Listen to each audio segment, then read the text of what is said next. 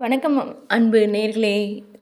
குறுகிய காலத்தில் தொடர் ஆதரவு கொடுத்து எனது சேனலுக்கு ஆதரவை தந்து கொண்டிருக்கும் அன்பான பேரன்பு கொண்ட நேயர்களுக்கு நன்றியும் வாழ்த்துக்களையும் தெரிவித்துக் கொள்கிறேன். உங்களுடைய அருமையான அந்த ஆதரவோடு தொடர்ந்து நாம் பயணிக்கலாம். தற்பொழுது சிறுகதை உலகம் என்கின்ற தலைப்பில் சிறுவாணி சிறுகதைகள் 2020 சிறுவாணி வாசகர் மையத்திலிருந்து வெளிவந்த புத்தகத்திலிருந்து தொடர்ந்து நாம் கதைகளை பார்த்துட்டு வரோம். அந்த வகையில் தற்பொழுது பார்க்க இருக்கும் கதை அம்மாவின் கட்டில் என்கின்ற தலைப்பில் நந்து சுந்து எழுத்தாளர் அவர்கள் எழுதியிருக்கிறார்கள். அவர்களுடைய அருமையான படைப்பு இது. வாருங்கள் கதைக்குள் செல்லலாமா? அம்மாவின் கட்டில். கடைக்கு போகணும் என்றாள் அகிலா. இன்னைக்குமா என்றான் சங்கர். ஆமாம், போனாதான் சமையல். அரிசி இல்லையா? இல்லைன்னு சொல்லக்கூடாது, அரிசி லட்சுமி மாதிரி. அரிசி வாங்கிட்டு வாங்க. அட்ஜஸ்ட் பண்ண முடியாதா? கஷ்டம், ரேஷனில் அரிசி போட 2 நாள் ஆகும். புரியுது. தன் சட்டை பையை பார்த்து கொண்டான். ஒரு 100 ரூபாய் நோட்டும் 2 10 ரூபாய் நோட்டுகள் மட்டுமே அதில் இருந்தன. அகிலா, சொல்லுங்க, உள்ளே ஏதாவது பணம் வச்சிருக்கியா? அகிலா லேசாக விசும்பினாள். சாரி, இதை கேட்டிருக்க கூடாது தான். பரவாயில்லைங்க, கடுகு டப்பாவில் கொஞ்சம் இருந்தது, உண்மைதான். இப்போ அதுவும் காலி. சங்கர் மூளையில் போய் அமர்ந்தான். சுவற்றில் தலை சாய்த்து கால்களை நீட்டி கொண்டான். சோர்ந்து போயிருக்கும் போது அவனுக்கு புகலிடம் அந்த மூளைதான். சுவற்றில் சாணம் தட்டிய மாதிரி எண்ணெய் பிசுக்கு அடையாளம். கடுகு டப்பாவில் கடுகும் காலி என்றாள் அகிலா. பரவாயில்ல, தாளிச்சு கொட்டி தான் சமைக்கணுமா? வேக வச்சு உப்பு போடு, போதும். இங்கே வாங்க. சங்கரை படுக்கை அறைக்கு கூட்டிச் சென்றாள் அகிலா. படுக்கை அறையில் சுவரை ஒட்டி ஒரு பெரிய கட்டில். அந்த சுவற்றில் சங்கரின் அம்மாவின் படம், சந்தன மாலை போட்டு. பாருங்க, நம்ம பொண்ணை பாருங்க. கட்டிலில் அயர்ந்து தூங்கி கொண்டிருந்தாள் ரேவதி. வயது 9 தான் இருக்கும். ஒரு கழுத்து படித்திருந்தாள். கனவில் வந்த சிரிப்பு வாயோரம் இன்னும் இருந்தது. வேக வச்ச காயை சாப்பிட்ற வயசா இது? உங்களுக்கு மனசு குத்தலையா? சங்கர் மகள் ரேவதி அருகே போனான். அவள் தலைமுடியை கோதிவிட்டான். அவளை எழுப்பிடாதீங்க, தூங்கட்டும். மணி 8 ஆயிடுச்சு. எழுந்த உடனே அவளுக்கு ஹார்லிக்ஸ் கொடுக்கணும். ஆனால் ஹார்லிக்ஸ் இல்லையா? வாங்கணும். குழந்தை ரேவதியை ஓரளவுக்கு சந்தோஷமாக தான் வைத்திருந்தான் சங்கர். கட்டி பிடித்து தூங்க கரடி பொம்மை வாங்கி கொடுக்கவில்லைதான். ஆனால் அவ்வப்போது கடலை மிட்டாய், 2 ரூபாய் சாக்லேட் என மலிவு விலை சந்தோஷங்களை கொடுத்து கொண்டுதான் இருந்தான். இப்படி ஒரு பேரிடர் வரும் என அவன் நினைத்து பார்க்கவே இல்லை. கொஞ்ச நாள் பொறுத்துக்குவாகிலா. ஒரே ராத்திரியில் இப்படி வேலையை விட்டு தூக்குவாங்கன்னு நான் எதிர்பார்க்கல. 2-3 இடத்துல அப்ளை பண்ணியிருக்கேன்.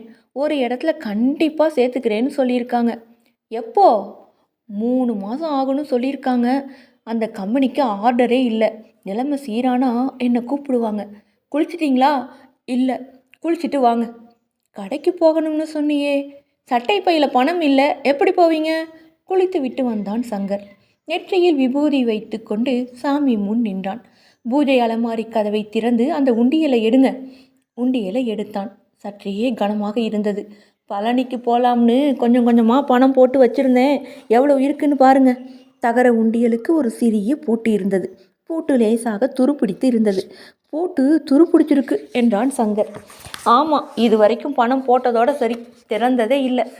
பணத்தை எண்ணினான். ரூபாய் நோட்டுகளும் சில்லறைகளும் சேர்த்து 1700 ரூபாய் இருந்தது. இந்த பணத்தை எடுத்தா செலவு பண்ண சொல்கிற? இது வெறும் கடன் தான். முருகன்கிட்ட வாங்குற கடன். தேவையான பழனிக்கு நடந்து கூட போகலாம். மளிகை சாமான் லிஸ்ட்டு எழுதி கொடுத்தாள் அகிலா. வயிற்றுக்கு தேவையானது மட்டும்தான் எழுதியிருக்கேன். அலமாரியில் இருக்கிற சில சாமான் ஆசை காட்டும், வாங்கிடாதீங்க. சரி என்றான் அவன். ஒரே ஒரு ஹார்லிக்ஸ் மட்டும் ரேவதிக்கு வாங்கிடுறேன். ரீஃபில் போதும், பாட்டில் வேணாம். கடைக்கு புறப்பட்டான் சங்கர். காலை 10 மணி சுமாருக்கு மூவரும் கட்டிலில் அமர்ந்து பேசி கொண்டிருந்தார்கள். உங்கள் அம்மா மேலே படத்தில் இருந்து நம்மளை பார்த்துக்கிட்டே இருக்காங்க. அவங்க இருந்த வரைக்கும் நாம் நல்லா தான் இருந்தோம். ஒரு சக்தி நம்மளை காப்பாற்றிட்டு இருந்தது. இப்போது அவர்கள் அமர்ந்திருக்கும் கட்டிலில் தான் அம்மா எப்போதும் படுத்திருப்பாள். எனக்கு எதுக்குடா இவ்வளவு பெரிய கட்டில் என்பாள் அம்மா. அம்மா, இது உன்னோட கட்டில், பூர்வீக கட்டில் என்பான் சங்கர். இப்போ எனக்கு ஒரு மடக்கரை கட்டில் இருந்தால் கூட போதும், நீங்கள் 3 பேரும் கட்டிலில் படுத்துக்குங்க. கட்டில் தான் இவ்வளவு விஸ்தாரமாக இருக்கே, இது மேலே ஒரு நாதஸ்வர பாட்டியே உட்கார வைக்கலாம் என்றாள் அம்மா. வேணாமத்த, நீங்கள் சௌகரியமாக படுத்துக்குங்க. உங்களுக்கு தூக்கம் வர வரைக்கும் ரேவதி வேணும்னா பக்கத்தில் படுத்துக்கிட்டோம். அந்த கட்டிலுக்கு வயது எவ்வளவு என்று அம்மாவுக்கே சரியாக தெரியாது. தலைமுறையாக வருகிறது. முழுக்க முழுக்க பர்மா தேக்கு. வார்னிஷ் செய்தால் ஜொலிக்கும். தூக்குவதற்கு 4 பேர் வேண்டும். கையால் பிடித்து இழுப்பதற்கு கூட 2 நபர் தேவைப்படும். இப்போது 15 வருடமாக இதே அறையில் இதே மூலையில் தான் இருக்கிறது. என் கல்யாணத்துக்கு எனக்கு சீதனமாக என் அம்மா கொடுத்தாங்க. என் அம்மாவுக்கும் இது சீதனமாக தான் வந்தது. அம்மா அடிக்கடி சொல்வது இது. அப்பா இருந்த வரையில் அவர்கள் வீட்டில்தான் கட்டில் இருந்தது. திடீரென ஒரு நாள் அப்பா போய்விட்டார். போனதும் அம்மா சங்கர் வீட்டுக்கு கட்டிலுடன் வந்துவிட்டாள். கூடவே அப்பா வாங்கி கொண்டிருந்த அரசாங்க பென்ஷனுடன். இனிமே இந்த கட்டில் மருமக அகிலாவுக்கு தான். நான் வாங்குற பென்ஷன் உனக்கு தான். பென்ஷன் எனக்கு எதுக்கு, நீயே வச்சுக்கோ, வேணுங்கிற செலவு பண்ணிக்கோ. ஆமாம், நான் ஒட்டியானம் செஞ்சு போட்டுக்க போகிறேன். உனக்கும் செலவு இருக்கும்ல, வச்சுக்கோ. எப்போ வேணும்னாலும் என்கிட்ட வந்து கையெழுத்து வாங்கிக்கோ, அம்மா கல்மிஷம் இல்லாமல் சொல்வாள். ரேவதிக்கு கல்யாணமாகி புருஷன் வீட்டுக்கு போகிறப்ப இந்த கட்டில் ரேவதிக்கு நான் இருந்து கொடுத்துட்டு போகிறேன்டா சொன்னாலே தவிர அம்மா போய்விட்டாள். ஒரு நாள் ராத்திரி அந்த கட்டிலில் தூங்கியவள் மறுநாள் எழுந்திருக்கவில்லை. அம்மா போய்விட்டாள். அம்மா வாங்கி கொண்டிருந்த பென்ஷனும் நின்று போனது. என்ன அம்மா நினைப்பா என்றாள் அகிலா. சங்கர் பதில் பேசவில்லை.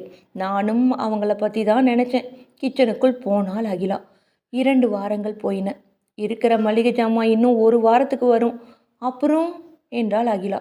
தெரியலை, வேலை தரதா சொன்ன கம்பெனிக்கு ஃபோன் பண்ணுங்க. பேசிட்டேன் அகிலா. இன்னும் 3 மாதம் ஆகுமா? இப்போது ஒரு ஷிஃப்ட்டு தான் ஓடுது. 3 ஷிஃப்ட்டு ஆரம்பிக்கிறப்ப தான் எனக்கு வேலை. அம்மா உசுரோடு இருந்திருக்கலாம் அந்த பென்ஷனுக்காகவாவது. அகிலா, இன்னொன்று. என்ன? எனக்கு புது வேலை கிடைச்சாலும் நம்ம ஆந்திரா போகணும். சித்தூர் பக்கத்தில் வேலை. போகலாம், நான் எங்கே வேணும்னாலும் வரேன். 1 வாரம் போயிருக்கும். பணத்துக்கு ஏதாவது ஏற்பாடு பண்ணுங்க என்றாள் அகிலா. எனக்கு வழி தெரியலை. அடுத்த நாள் காலை 11 மணி. வாசல் கதவை யாரோ தட்டும் சத்தம் கேட்டது. திறந்தால் தூரத்து உறவினர் நடேசன். வாங்க உட்காருங்க. அம்மா போனப்பவே வந்து விசாரிக்கணும்னு நினச்சேன். அப்போது பிஸ்னஸ் விஷயமா வடநாட்டில் இருந்தேன். அம்மா போனது ஒரு பெரிய இழப்பு தான். பேச்சில் ஒரு சம்பிரதாய விசனம் தெரிந்தது. ஒரு டம்ளரில் தண்ணீர் குடிக்க கொடுத்தாள் அகிலா. பால் கெட்டு போச்சு, பால் வாங்கணும்னு இப்போதான் புறப்பட்டாரு. நீங்கள் வந்துட்டீங்க. குழந்தை ரேவதி எங்கே? ரூமில் இருக்கா. படுக்கை அறைக்கு போனார்கள். ரேவதி கட்டிலில் இருந்தாள். ரேவதி கண்ணு என்றார் நடேசன். புதியவரை பார்த்த மறுச்சி ரேவதி கண்களில் தெரிந்தது. நான் தாம்மா, நடேசன் மாமா. மறந்துட்டியா? சிதம்பரத்துக்கு என் வீட்டுக்கு ஒரு தடவை வந்திருக்கே. ரேவதி பதில் பேசவில்லை. ஒரு பிஸ்கட் பாக்கெட்டை நீட்டினார் நடேசன். வாங்கிக்கோ, தேங்க்ஸ் சொல்லு. மரியாதையை திணித்தாள் அகிலா. தேங்க்ஸ். சுவற்றில் இருந்த அம்மா படத்தை பார்த்தார் நடேசன். பெரிய பரோபகாரி, யார் கஷ்டப்பட்டாலும் பிடிக்காது என்றார். அகிலா தலையாட்டினாள். அம்மா இந்த கட்டிலில் தான் படுத்திருந்தாங்களா? உங்கள் பாட்டி வீட்டில் சீர்காழியில் இதை பார்த்துருக்கேன். இன்னும் இருக்குதா இது? ஆமாம் என்றான் சங்கர். பர்மா தேக்கு. இப்போ புதுசாக வாங்கணும்னா 1 லட்சம் தாண்டும். நடேசன் கூடத்துக்கு போய்விட்டார். சங்கர், கம்பெனி எப்படி போகுது? சங்கர் நெளிந்தான். கம்பெனியை மூடிட்டாங்க. என்ன சொல்கிற? அப்போ வேலை இல்லை. 3 மாதமாக வேலை இல்லை. அடடா, சொல்லவே இல்லையே. உங்கள் பிஸ்னஸ் எப்படி போகுது என்றான் சங்கர். பரவாயில்லை, எனக்கு ஏதாவது ஒரு வேலை இழுத்தான். இல்லை, நானே பிஸ்னஸை கொஞ்சம் கொஞ்சமாக குறைச்சிட்டு வரேன். ரியல் எஸ்டேட்டில் இறங்கலாமான்னு பார்க்குறேன். அதுக்கு நான் ஒருத்தன் போதுமே. மாமா என்றாள் அகிலா. என்னம்மா? இவருக்கு வேறு வேலை கிடைக்கிற மாதிரி இருக்குது. ஆனால் கொஞ்சம் லேட் ஆகும் போல் இருக்குது. அது வரைக்கும் சமாளிக்கணும். நீங்கள் ஏதாவது பணம் கடனாக கொடுத்தா சமாளிச்சிடுவோம். இப்போவா? எனக்கு சில செலவுகள் இருக்கே. பொண்ணு நளினிக்கு கல்யாணம் வச்சுருக்கேன். மாப்பிள்ளை வீட்டில் பெரிய இடம். நிறைய சீசனசி செய்கிறதா வாக்கு கொடுத்துட்டேனே. செய்யுங்க, பொண்ணுக்கு தானே செய்கிறீங்க. வீடு முழுக்க ஃபர்னிச்சர் வாங்கி போடணும்னு மாப்பிள்ளை வீட்டில் எதிர்பார்க்குறாங்க. சோபா, டைனிங் டேபிள், கட்டில், அது இதுன்னு என்று பேசிக்கொண்டே போனவர் திடீரென கேட்டார். ஏன் சங்கர், என் பொண்ணுக்கு உங்கள் அம்மாவோட கட்டில் கொடுத்துட்டா என்ன? ரொம்ப ராசியான கட்டிலாச்சே. மாமா, இல்லை சங்கர், நீயோ கஷ்டத்தில் இருக்க. பணமுடைன்னு கட்டிலை எங்கேயாவது விற்றாலும் விற்றுடுவ. வெளியில் போகிற கட்டில் நம்ம குடும்பத்துக்குள்ளேயே இருக்கட்டுமே. நான் கட்டில் விற்கிறேன்னு சொல்லலையே. சொல்லலை தான், ஆனால் எது வேணும்னாலும் நடக்கலாம் இல்லை. யோசனை செஞ்சு பாரு. 60,000 தரேன், உனக்கு இப்போ உதவியாக இருக்கும் மாமா என்றாள் அகிலா. அம்மாவோட கட்டில், அதை யாருக்கும் கொடுக்குற எண்ணம் எங்களுக்கு கிடையாது. அது ரேவதிக்கு போகுது. நாங்கள் மறுபடியும் நல்ல நிலைக்கு வருவோம் மாமா. நான் உங்களை வற்புறுத்தலை. கட்டில் விற்கிறதா இருந்தால் வெளியில் கொடுத்துட வேணாம். எனக்கு கொஞ்சம் ஃபோன் பண்ணுங்க என்றார் மாமா. நடேசன் மாமா போய்விட்டார். வீடு நிசப்தமாக இருந்தது. பெரிய காற்றடித்து ஓய்ந்த மாதிரி இருந்தது. யாரும் யாருடனும் பேசவில்லை. 1 மணி நேரம் கழித்து சங்கரிடம் போனால் அகிலா. கட்டிலை கொடுத்துடாதீங்க, அது அம்மாவோட கட்டில். நம்ம வீட்டில் தான் இருக்கணும். ஆனால் நாம் இருப்போமா? என்ன சொல்கிறீங்க? அடுத்த வேளை சாப்பாட்டுக்கு என்ன செய்ய போகிற? ஏதாவது செய்யலாம். என்ன செய்ய முடியும்? நம்ம பட்டினி கிடக்கிறத அம்மா விரும்புவாங்களா? இந்த கட்டில் ரூபத்தில் வந்து அம்மா நம்மளை காப்பாற்றுறதா நினச்சிக்கலாமே. அப்போது கட்டிலை கொடுக்க போகிறீங்களா? வேறு வழி தெரியல. இதை ஆந்திராவுக்கு தூக்கிட்டு போக முடியுமா? மாலை 4 மணிக்கு நடேசன் மாமாவுக்கு ஃபோன் செய்தான் சங்கர். நாளை மறுநாள் ஆளுகளை கூட்டி வரேன். 60,000 கேஷாக கொடுத்துட்டு வந்துடுறேன். கட்டிலை மட்டும் கொஞ்சம் க்ளீன் பண்ணி வச்சுடு. அகிலா அழுதாள். வேணாங்க வேணாங்க என்று அரட்டி கொண்டிருந்தாள். என்னங்க, இன்னைக்கு ராத்திரி 3 பேரும் இந்த கட்டிலையே படுத்துக்கலாமா? இதை கேட்டதும் சங்கர் உடைந்து விட்டான். முழங்கால்களில் தலையை புதைத்து கொண்டான். இரவு 1 மணி வரை தூங்காமல் மேலே மாட்டியிருந்த அம்மா படத்தையே பார்த்து கொண்டிருந்தான். திரும்பி பார்த்தான். அகிலா அயர்ந்து தூங்கிக் கொண்டிருந்தாள். கன்னத்தில் காய்ந்து போன கண்ணீரின் கரை இருந்தது. மறுநாள் காலை, கட்டிலை கொஞ்சம் க்ளீன் செய்யணும். நாளைக்கு நடேசன் மாமா வந்துடுவார் என்றான் சங்கர். கட்டிலை பிடித்து இழுத்தார்கள் இருவரும். அவ்வளவு சீக்கிரம் நகரவில்லை கட்டில். முனைப்பாக பிடித்து இழுத்தார்கள். நிலையிலிருந்து அசைந்து கொடுக்கும் தேர் மாதிரி கட்டில் கொஞ்சமாக நகர்ந்தது. சுவர் ஓரத்தில் பொத்தென ஏதோ விழுந்தது. ஒரு மஞ்சள் பை. கட்டிலுக்கும் சுவருக்கும் இடையே இருந்த சந்தில் இவ்வளவு நாள் சிக்கியிருந்த பை. அம்மாவோட பை. இதில் சாமி படமும் தோத்திர படமும் வச்சிருப்பா. பைக்குள் கைவிட்டு அவைகளை வெளியே எடுத்தான். சாமி படங்களுடன் மடித்து வைத்த ரூபாய் கற்றைகளும் வந்தன. எண்ணினான். 60,000 இருந்தது. அகிலா என்று கத்தினான். என்னங்க, அம்மாவே கட்டில் விலைக்கு வாங்கிட்டாங்க என்றான். பார்க்கலாம்.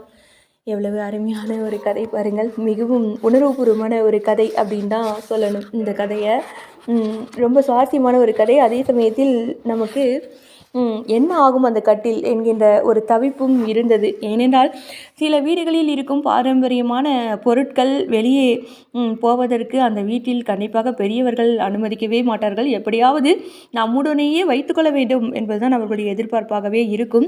அப்படி இறந்த பிறகும் கூட மிகவும் அருமையாக சூட்சும வடிவில் அந்த வீட்டிற்கு உதவி இருக்கிறார்கள் என்றால் அந்த அம்மா மிகவும் அருமையான ஒரு விஷயம். மிகவும் உணர்வுபூர்வமான ஒரு கதை அப்படின்னு தான் சொல்லணும். மிகவும் அழகான அருமையான இந்த கதையை கேட்டுவிட்டு தங்களுடைய மேலான கருத்துக்களை பதிவு செய்யுங்கள்.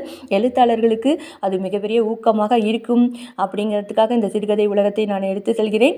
கேட்ட கதை அம்மாவின் கட்டில். எழுத்தாளர் நந்து சுந்து அவர்கள். எழுத்தாளர் நந்து சுந்து அவர்களுக்கு நன்றியும் வாழ்த்துக்களையும் தெரிவித்துக் கொள்கிறேன். மீண்டும் இதே போல ஒரு சிறுகதை உலகத்தில் சந்திக்கலாம். அதுவரை உங்களிடமிருந்து விடைபெறுவது நான் உங்கள் அன்பு அறிவிப்பாளர் சகோதரி இளைவேணி கிருஷ்ணா. வணக்கம் அன்பு நேய சொந்தங்களே. நன்றி நேயர்களே.